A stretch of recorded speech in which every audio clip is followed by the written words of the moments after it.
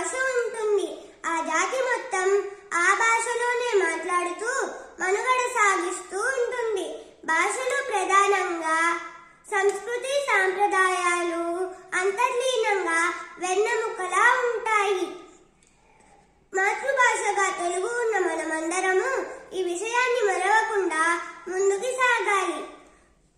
అమ్మ భాషకు వందనాలు సమర్పించాలి. మాతృభాష పరిరక్షణకై ప్రతి తెలుగువాడు ముందుకు సాగాలి. భాష ప్రజల మధ్య సోదర భావాన్ని పెంచుతుంది. దేశ విదేశాల హద్దులను దాటి సంస్కృతి సాంప్రదాయాల ప్రసార సాధనగా నిలబడుతుంది. ప్రజల మధ్య అడ్డుగోడలను కూల్చివేస్తుంది. నేడు ఆంగ్ల భాష వ్యామోహంతో మాతృభాషను వదిలి ఆంగ్లమే సర్వస్వమని భావించే రోజులు వచ్చాయి. అటు తెలుగు సరిగ్గా రాక, ఇటు ఆంగ్ల భాషలో సరైన ప్రావీణ్యం లేక ఇబ్బందులు ఎదురయ్యే పరిస్థితి వచ్చింది.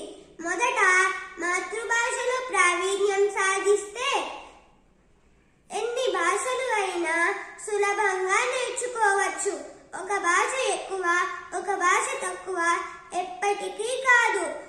ఆంగ్లం గొప్పది కాదు, తెలుగు తక్కువ కాదు. నేడు తెలుగులో మాట్లాడడం అనాగరికంగా భావిస్తున్నాం. మన భాషను మనమే కించపరుచుకుంటూ